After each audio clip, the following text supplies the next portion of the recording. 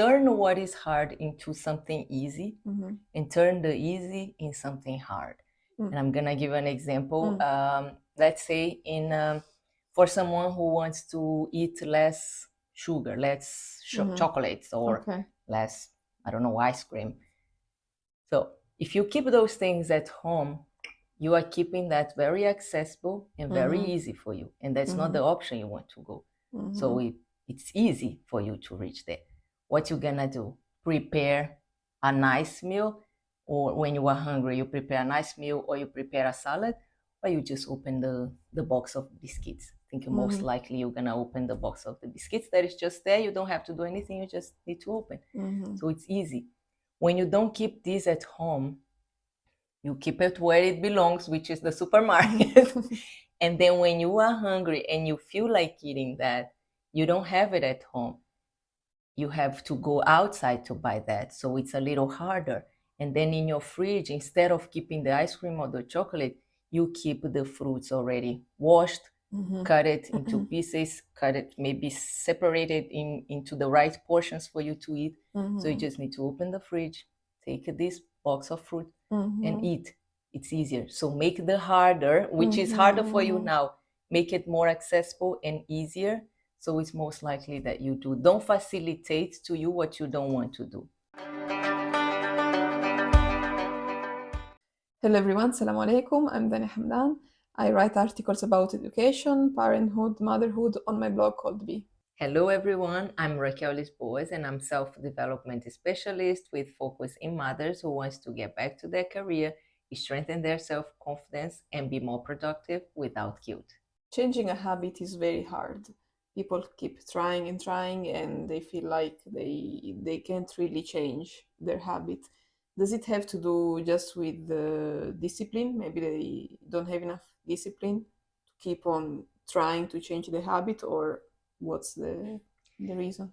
So this is much more common than we think. I see this all the time. It happens a lot. But what I can tell you, this is more related to a strategy than discipline. So you're probably not following the best strategy for you to continue with this habit. And one key thing here is that a lasting change comes from tiny and atomic habits. And atomic habits, it's more like, even if it's a tiny change, a tiny habit, but that will have a big impact. And that is the secret behind building a new habit. And do you have an example of a very small habit that can change various things, maybe either in your life or the life of your clients, maybe? Okay, I'll give you an example about myself, for example. I wanted to build again the habit of running, but I'm not very passionate about running. But what I do is I keep my running shoes always visible. This is one thing. So when I see it visible, it reminds me of my aim. So it's most likely that I'm gonna wear it and do it at one point. This is one thing. And the other thing is I practice aerial sports, which is something that I love. I love doing that. So I don't need to think so hard to go and do this kind of sports.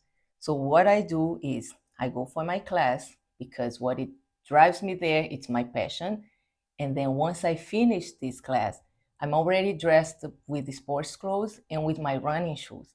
And then from there, as I'm already sweat, as I'm already with the sports clothes, and I will go home anyways, and the place where I run is just downstairs of my home, and then I just do it. So it's just a small thing that it can actually change your behavior and it keeps you going. So sometimes also it's, I joke about this, that it's the technique of as I'm already, and then as I'm already dressed like this, as I'm already out, as I'm already whatever, I just continue and I do it. So this can be also an example.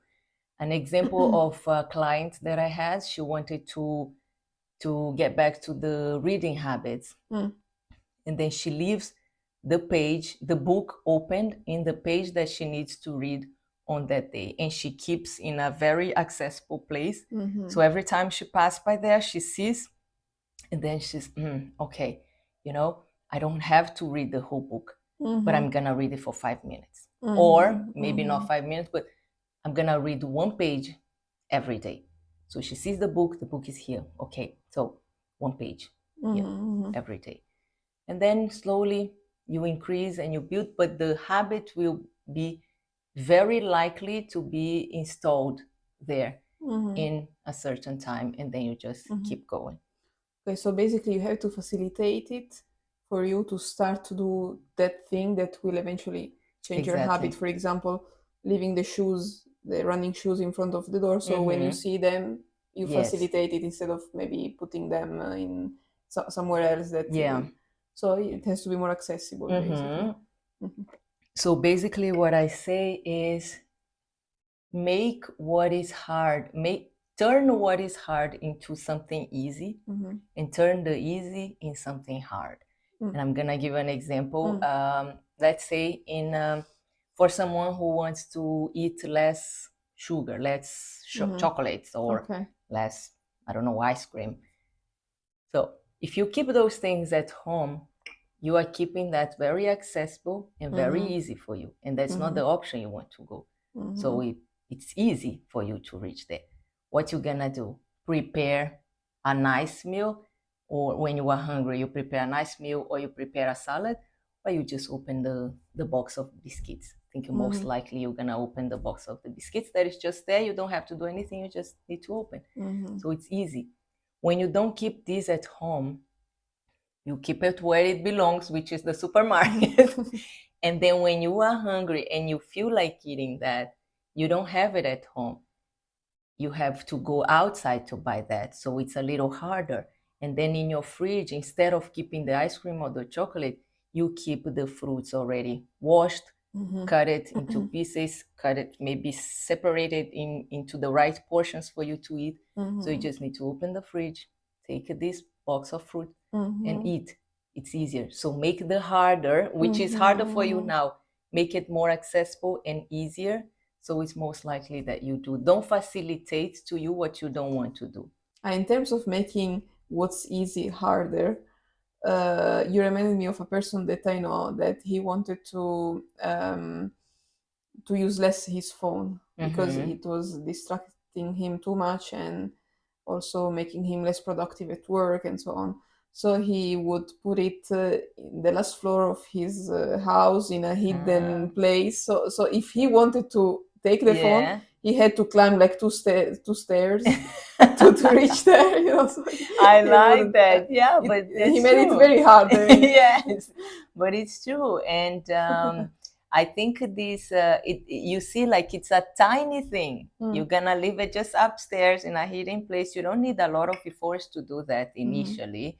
But that has a big impact because you want to avoid having the phone all the time, getting distracted. So you just keep it there. And you know how many things this will impact. It's a lot at the end of the day, because and then you have more time, you have more concentration, you will probably have healthier mind. Let's say you can do more, you feel better, so you get less distracted. So there are a lot of things that it comes out of it, and this was also something for me when I started to reduce the time that I spent with my phone. I would also leave it far away from me, so you don't keep it so easy for you to grab it all the time. You have the urge, but it's not there, and then you have to do something else to get it. So then you think twice, and then you don't do it.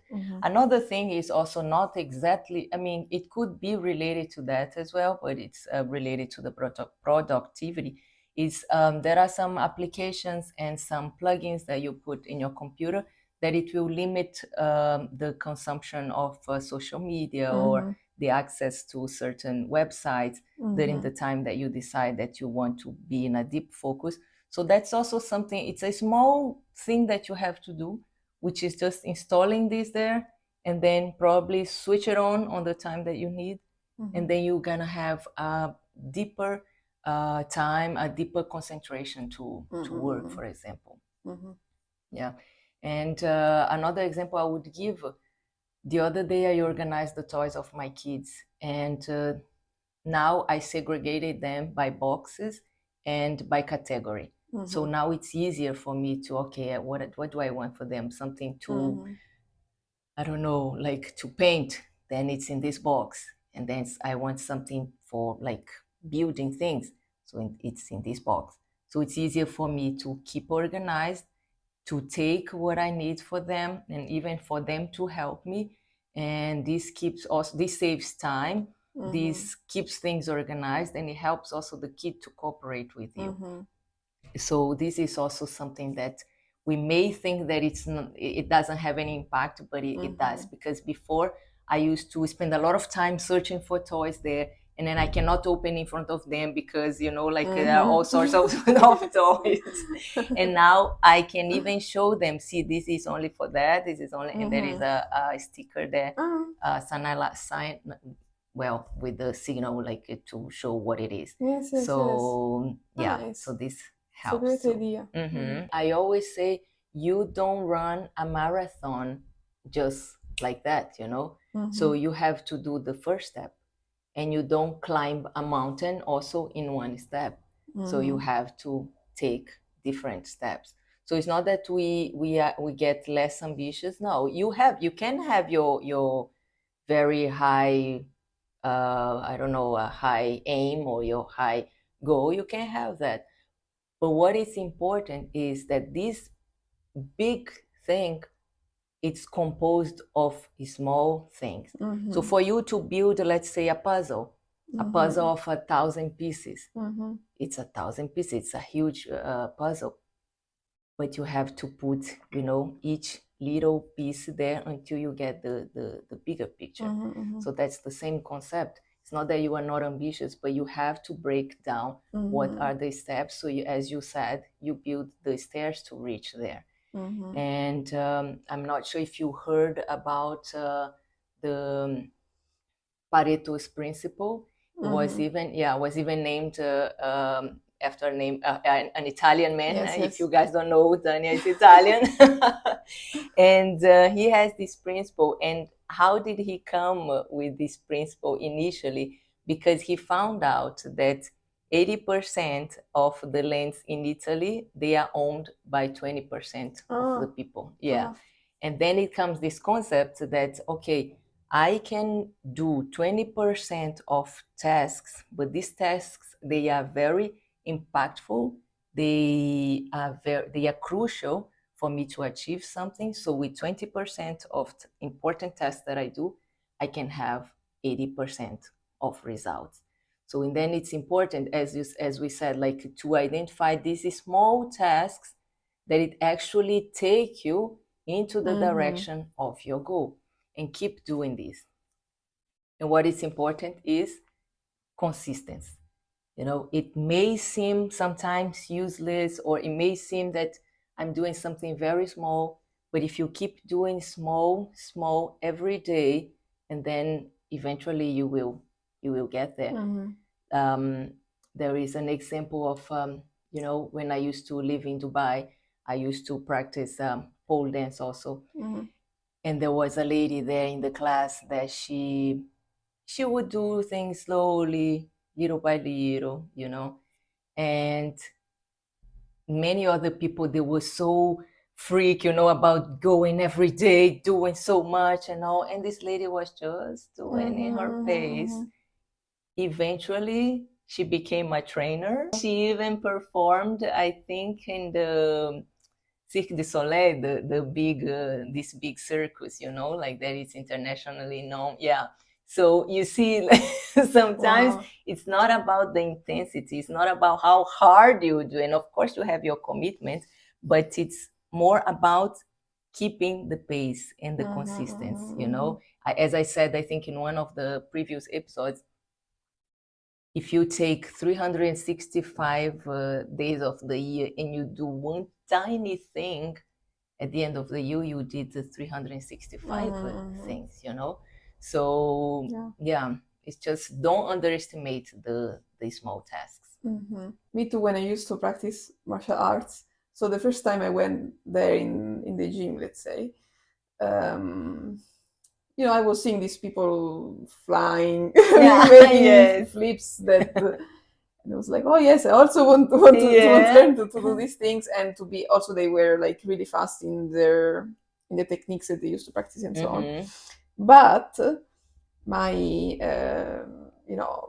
maestro, let's say, my trainer, for a quite long time, the only thing I would do in these trainings was to make flips on the floor. Okay. Flipping for like 2 hours, flipping. Yeah. Why? Because in order to make those flips, so your body has to get used to the flip, because you will see, if you flip like 3 or 4 times consecutively, you will feel some nausea, because your stomach is not used to flip. True. And I was feeling it a lot in the beginning. Okay. Then, the nausea, okay, after some days it decreased, but still my movement, I still need to improve my movement, so that once I will do the next step of the flips, which is by standing up and then by jumping and so on, I know how to fall, because that was what he was telling me. You need to learn how to fall. Okay. And so I kept doing the falling. I mean, then I learned also other things, not only falling, but the thing is that what I want to say is that we are holistic, creatures. Let's say we are not only body, we're not only mind, we're not only heart, we are combination of everything. Learning how to fall physically can teach you how to fall in life as well. That's why the fact that you make a small change in something that will lead you towards the aim that you chose, it might actually lead you to more goals that maybe you did not have in your mind, but it will develop you in other aspects of life. Because in life we are going to fall. It's normal that we fall, but we need to be able to, we need to know how to fall, so that we don't break. Okay, that's my point. That's true. If I fall on the floor, I don't know how to fall, I might break my leg, my back, and so on. But if I know how to fall, I will fall and I will stand up. It's the same in life as it's in the gym. So sometimes we underestimate certain things that they actually might impact you in a deeper or in a complete way, let's say. Especially, for example, talking about the martial arts. Sometimes the people, they don't want to learn the fall. They want to do already, the final move or whatever, and they don't give the right importance to that fall. So, and that's the same thing here. Like the small steps, they have a huge impact on your highest goal. And I give the example also, like for example, first, as we said, you have to break down the things. So you want to achieve your goal, you have to break it down in small steps for you to reach there. And then for you to master this move in the martial arts, you have to break down also, and falling is part of it. And each part of it is important for the success at the end. And I say, like, for example, if we order now a pizza, you cannot eat the full pizza in one bite, You will eat. We would like to. We would like to, maybe it would be cool. But we can't really do that. So we have to cut into smaller pieces, so we can handle that, And we need to eat it slowly, so that we don't have a stomach ache. Yes, exactly. Because doing things fast sometimes will harm us. And that's another point. Like sometimes we just want to do the things in a hard intensity or fast, but we don't know where we're going, and then doing things in a hard way and so intense, but without the right direction, you get lost. You get lost. You waste your energy, and there is not really a purpose in that. Related to the motherhood, I can give you one example also of a tiny habit that it can change many things. Sometimes if you have a partner, and if your partner is there with the kid, take, even if it's 5 minutes, and even if you don't have a partner, or you are a solo mother, or you don't have anybody around at the moment, but if the kid is engaged doing something, playing by themselves, then you can have this chance of 5 minutes for you to have a coffee here. 5 minutes, you leave them there, breathe. Like 5 minutes can make a big difference. And then with these 5 minutes of recharging a little bit your energies, then you can go back to them afterwards, have a little bit more, a better mood, better energy, and keep going with the kids and with other tasks as well. And I would say in these 5 minutes, avoid, maybe don't take the phone, breathe, have a coffee, a tea, or whatever, look to even through the window to, try to reset your mind in these 5 minutes. I think that's a tiny thing that it can help you a lot. Yeah, actually, unlike what we might think, we don't always need hours or days to regenerate. We can just have those 5 minutes of regeneration, let's say, and we come back with a more clear and fresh mind. And talking about the time to regenerate, also, sometimes children, they just follow you everywhere.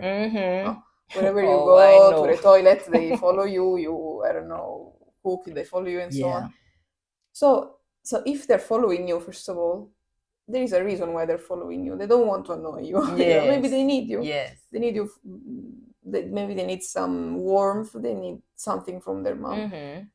So instead of, let's say, trying to avoid them when we think we have more important things to do, let's give them those 5 or 10 minutes when you are really present with them. Not like you're with them playing on the floor, but you're using your phone or you are thinking about something else. Try to really be present for those 5-10 minutes.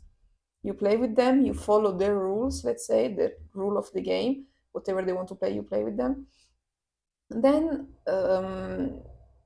when the time comes, and also you might set an alarm when this, also depending on the age of the child, but let's set an alarm. So when these 5 minutes finish or 10 minutes, this alarm, beep, beep, beep, it's time to go. The child will know it's time to go. And you can tell them, look, now I'm sorry, I need to go because I need to cook, or I need to do some work, I need to do something.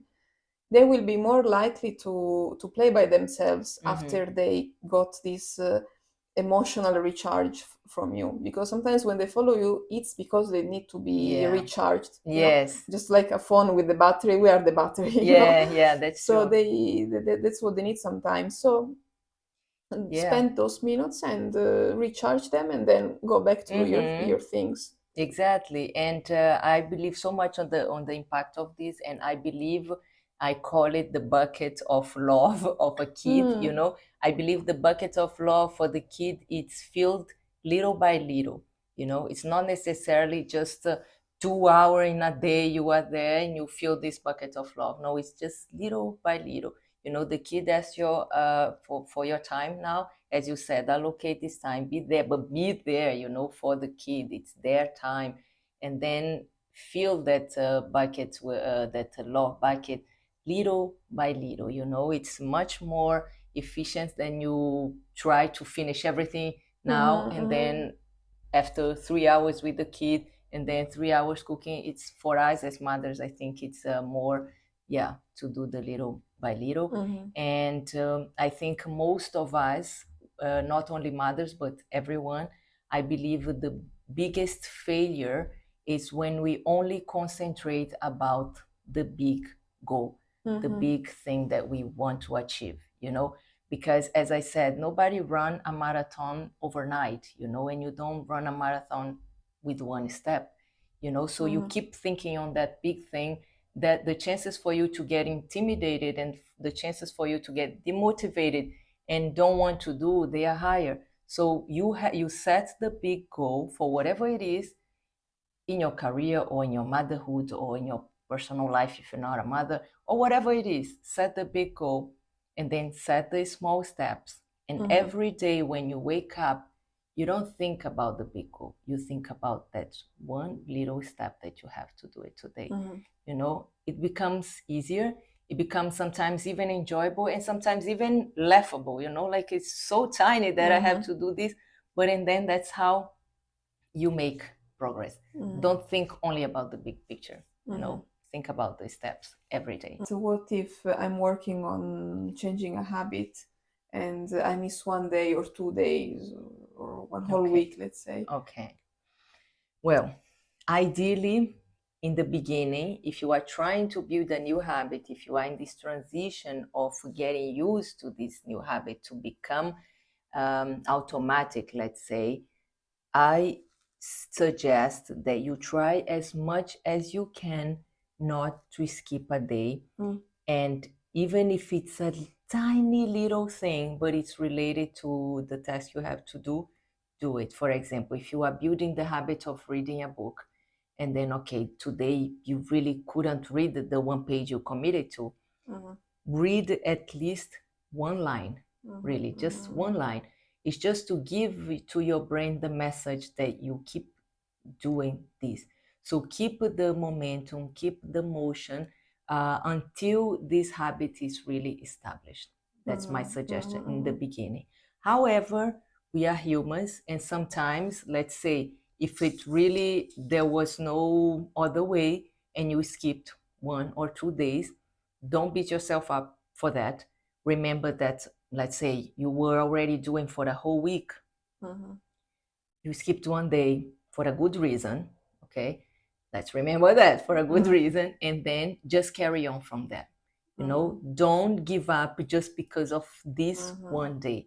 Because, you know, like if, let's say, let's put it this way, you eat every day, right? If 1 day, let's say, you were not able to eat for some reason, or you didn't want to eat, you're not gonna kill yourself and end your life because you didn't eat 1 day, but you ate your whole life, right? It was just 1 day, and tomorrow you're gonna continue normally and carry on. So now that we are learning how to break down the goal, the habit, and making the small steps, we know already the way. Then you skipped 1 day for a good reason that you really couldn't manage. The next day, just carry on. Now you know where to start from. Before you didn't, but now you do. So just carry on, continue from where you stop, you continue. But I would really advise you not to go really long on that, because, and then if it goes for a week, then your body will go back to the old habits for sure. Yeah.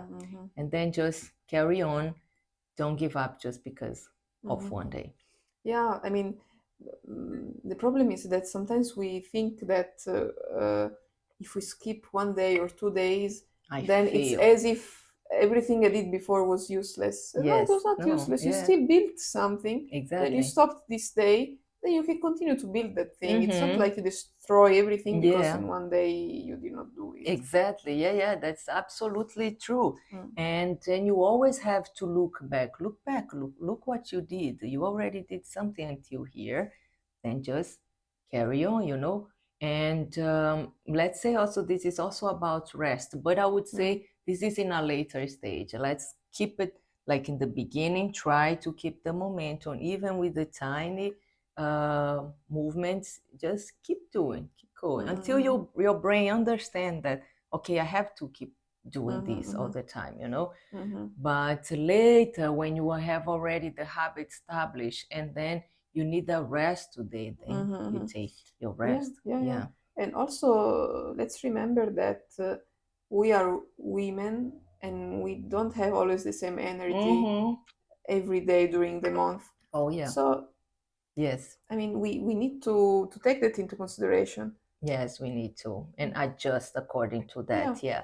There will be days that you will do much more, and other days you do less or not do. But it's, as I said, it's important. Just keep going, even if it's okay. Today I'm not able to clean this house. I'm not able to arrange the toys of my kids, you know.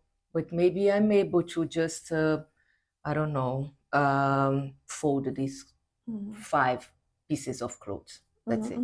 But yeah. So basically, just like you said also in another episode, but I don't remember, maybe it was the one about productivity, I'm not sure, when you said that you need to